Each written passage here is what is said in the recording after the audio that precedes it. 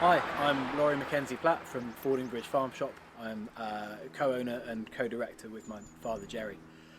We opened Fordingbridge Farm Shop in January of this year after buying two butchery businesses the year before. We bought D Price Butchers on the High Street and Downton Butchery up in Downton. We opened this because we both had a passion for food and for local produce. A real focus on butchery, but since then we've expanded to groceries, to pies and ready meals, a wide selection of wines and alcohols and beers and ciders. For us, butchery is really at the heart of what we do. We made a very conscious decision when we started this process to move away from large wholesalers. We still do use them, and there are some great wholesalers around here, but we really wanted to do something a bit different and to forge direct relationships with local farmers. We're very lucky being on the edge of the New Forest, between the New Forest and the Cranbourne Chase. In that sort of Tri-County area, there are some fantastic producers around here. And we've gone out and we've visited the farmers and we've spoken to them and found farmers that specialise in rare breeds and heritage breeds, and have struck up relationships directly with them. For example, we get a lot of our wonderful Dexter beef and our lamb from Knoll Farm up in Bowerchalk, which is about 12 miles away from here. Absolutely fantastic stuff. Family run farm, been in the family for about 3 generations, I think. And the quality of meat from there is absolutely fantastic. We do a lot of panage pork during the season through Oliver Cuts and Philip Hockey, which is an incredible seasonal product that is so unique to the New Forest, and our customers absolutely love it. I was down visiting some of the pigs in the New Forest just a couple of weeks ago. Oliver Cuts and Philip Hockey have about 75 pigs out this season, doing brilliantly, doing really, really well. And we're looking at getting the first of those in about December of this year. In addition to the butchery that we do, we have an on-site kitchen where we produce homemade pies and pasties and sausage rolls and Scotch eggs. We also produce salads and sandwiches and baguettes.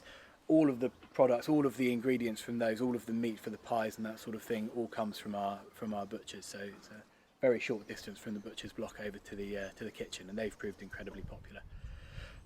We have a large courtyard area out the back where we have just started developing that into a hospitality space. We're fully licensed, so we have 4 draft taps and we've got a large selection of wines, and we've just started doing a number of local gins and other spirits from producers around the New Forest and Hampshire. That has proved incredibly popular. We're constantly developing that. We have a marquee there at the moment, which was a way to get some shelter and some heat as the weather started to cool. But we're in the process of putting up a more permanent solution there, a large aluminium pergola which will be heated and lit and provide somewhere really nice for customers to sit over the cooler months. We will be moving into hot food out there in due course. We are in the process of developing our kitchen. Our menu at the moment is built around our current capabilities, but we're constantly investing, constantly growing, and we hope to be doing hot food out there relatively soon.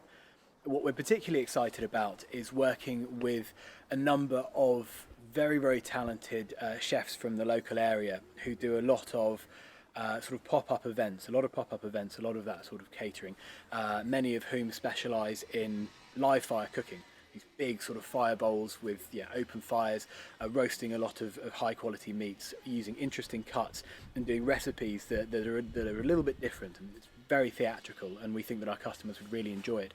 So we're working with a number of those sorts of providers at the moment to start doing special events here in the courtyard. Hopefully once it gets set up, about once a month on a rotating basis, so we would have all of the wonderful meat, the locally sourced meat from our butcher's block, cooked over open fire in a very theatrical way, really exciting recipes by these really, really talented chefs. Have that as a sort of supper club event, a standalone event in our courtyard, which we're very excited about.